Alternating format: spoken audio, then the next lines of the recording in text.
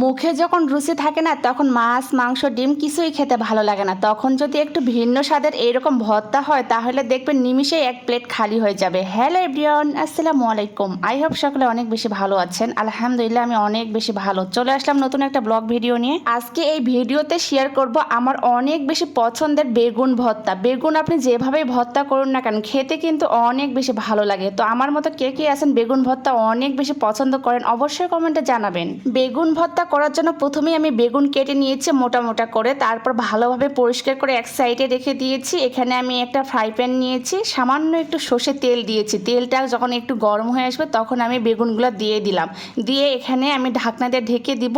একদমই লো হিটে রাখবেন, তাহলে দেখবেন বেগুনটাও সেদ্ধ হবে আবার ভাজাটাও হবে। আমি বেগুনটা সেদ্ধর জন্য সামান্য একটু তেল দিয়েছি ও সামান্য একটু পানিতে ঢাকনা দিয়ে ঢেকে দিয়েছিলাম। এতে বেগুনটা সেদ্ধ হয়েছে ও ভালোভাবে ভাজা হয়ে গিয়েছে। তারপর এটা আমি উঠে রাখলাম এক সাইডে। ওই ফ্রাই প্যানের মধ্যে কয়েকটা কোয়া দিয়েছি রসুনের, তারপর এখানে পেঁয়াজ কুচি দিয়েছি পরিমাণ মতো। তারপর আবারও সামান্য একটু সর্ষে তেল দিয়েছি। দিয়ে পেঁয়াজটা হালকা একটু সফট হয়ে আসা পর্যন্ত অপেক্ষা করব। পেঁয়াজটা যখন হালকা সফট হয়ে আসবে তখনই আমি উঠে রেখে দিলাম এক সাইডে। তারপর আমি রসুনটাকে আবার একটু ভেজে নিব। রসুনটাকে 2 মিনিটের মতো ভেজে নিয়েছি সময় নিয়ে। একদম কালচে কালচে ভাব যখন আসবে তখন রসুনটাকে উঠে নিয়েছি। তারপর চলে গেলাম পরবর্তী স্টেপে। এখন আমি এই মজার ভর্তা তৈরি করব। এই জন্য প্লেটের মধ্যেই যেই বেগুনটা আমি ভেজে রেখেছিলাম সেই বেগুনটার অতিরিক্ত যে চামড়াটা আছে সেটা খুলে ফেলবো। মুখে যখন রুচি থাকবে না তখন এইরকম একবার হলো ভর্তা করে দেখবেন। বিশ্বাস করেন যেদিন এইরকম ভর্তাটা করবেন ভাতের পরিমাণটা অবশ্যই বাড়িয়ে দিবেন, কারণ এত বেশি মজার হয় যে আপনার এক প্লেট ভাত এমনিই শেষ হয়ে যাবে, এত বেশি মজার। যেহেতু আজকের ভর্তাটা আমি বাটনায় করব এই জন্য আমি বেগুনটা বাটনায় ঢেলে নিলাম। তারপর এখানে পরিমাণ মতো মরিচ ও লবণ নিয়েছি। তারপর আমি এখানে বাটনায় বেটে নিব।